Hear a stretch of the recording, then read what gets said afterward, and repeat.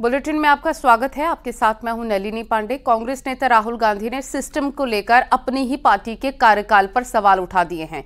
उन्होंने संविधान सम्मान सम्मेलन के दौरान दावा किया कि वो जानते हैं हर स्तर पर सिस्टम निचली जातियों के खिलाफ है और सिस्टम कैसे काम करता है, क्योंकि वो सिस्टम के अंदर से आते हैं, इसलिए उन्हें पता है।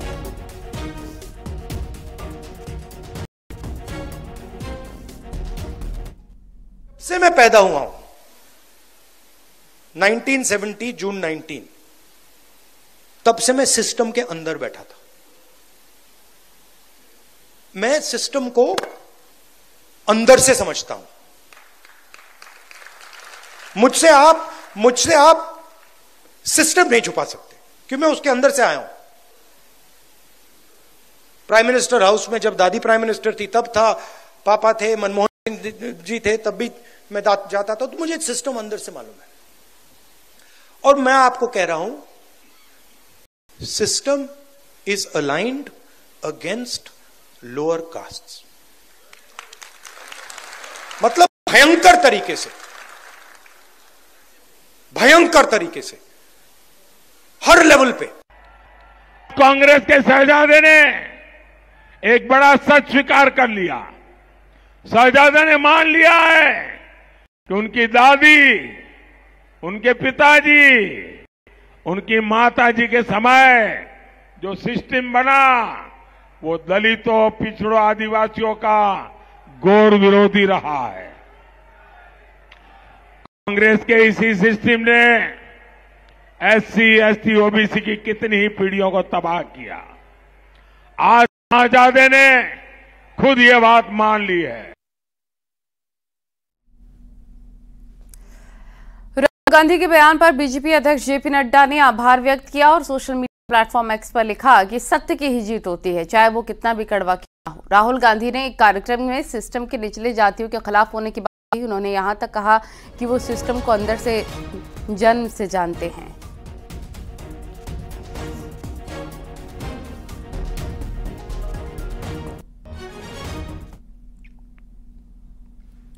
तो जेपी नड्डा ने पोस्ट किया, उसमें लिखा सत्य की ही जीत होती है, चाहे वो कितना भी कड़वा हो। ये तमाम बातें उनकी तरफ से कही गई, ये हम आपको जानकारी दे रहे थे। वहीं पर केंद्रीय गृह मंत्री अमित शाह को लेकर भी एक ये बड़ी खबर मिल रही है, लेकिन फिलहाल जेपी नड्डा का ये ट्वीट हम आपको दिखा रहे हैं। राहुल गांधी का सिस्टम पर जो बयान सामने आया, उस पर जेपी नड्डा का ये ट्वीट है। ये सोशल मीडिया साइट एक्स पर उन्होंने ये तमाम बातें लिखी हैं।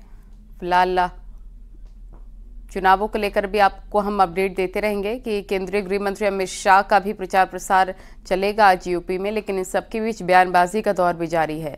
ये जेपी नड्डा का आप सोशल मीडिया साइट एक्स पर पोस्ट देख रहे हैं, जहां पर उन्होंने राहुल गांधी के द्वारा दिए गए बयान पर प्रतिक्रिया दी। उन्होंने कहा एससी, एसटी और ओबीसी विरोधी है कांग्रेस और योजनाबद्ध तरीके से उन सभी की आकांक्षाओं को नष्ट किया है कांग्रेस ने। ये जेपी नड्डा की तरफ से सोशल मीडिया साइट एक्स पर लिखा गया है।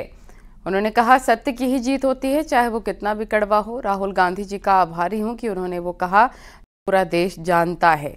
दशकों तक शासन करने वाला उनका परिवार गरीब विरोधी, एससी, एसटी, ओबीसी विरोधी, उन्होंने योजनाबद्ध तरीके से उन सभी की आकांक्षाओं को नष्ट किया है।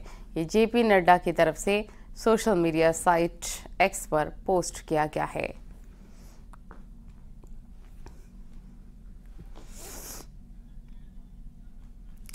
केंद्रीय गृह मंत्री अमित शाह यूपी में बीजेपी के मिशन 80 को साकार कराने में जुटे हैं और इसी कड़ी में आज वो यूपी में 4 रैलियां करेंगे। अमित शाह की पहली रैली सिद्धार्थनगर में डुमरियागंज लोकसभा सीट के लिए होगी, दूसरी जनसभा संत कबीर नगर, तीसरी अम्बेडकर नगर और चौथी जनसभा प्रतापगढ़ में होगी।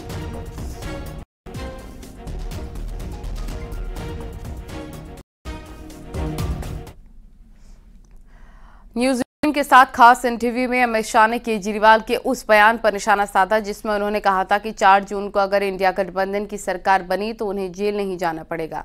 अमित शाह ने कहा कि केजरीवाल 4 जून को जेल में ही रहेंगे। पूरा इंटरव्यू अगले आधे घंटे में यानी कि 9 बजे आप देख सकते हैं। केजरीवाल अपनी रैलियों में अक्सर कहते हैं कि 2 जून के बाद मैं जेल जाऊंगा नहीं जाऊंगा, ये तय करेंगे 4 जून के नतीजे। इंडिया अलायंस अगर सरकार में आता है तो मुझे जेल नहीं जाना पड़ेगा। जहां तक मेरी समझ है उनको 1 जून को ही सरेंडर करना है, तो 4 जून को तो वो जेल में ही होंगे। लेकिन आपने भी एक स्टेटमेंट दी कि ये स्पेशल ट्रीटमेंट है। नहीं, मैंने तो जजमेंट के बारे में जी, केजरीवाल जी के बारे में नहीं किया है। क्यों आपको लगता है कि ये जजमेंट खास है? देखिए, किसी भी व्यक्ति को अपने कामकाज के लिए इस तरह से इंटरिम बेल नहीं मिला है। मानो कोई चार्टर्ड अकाउंटेंट होगा, कोई इंडस्ट्रियलिस्ट होगा, कोई किसान की बुआई का समय हुआ होगा, कोई हज्जाम की दुकान चला रहा होगा, तो उनके भी तो कामकाज है। उनको इस प्रकार के इंटरिम बेल कभी नहीं मिले।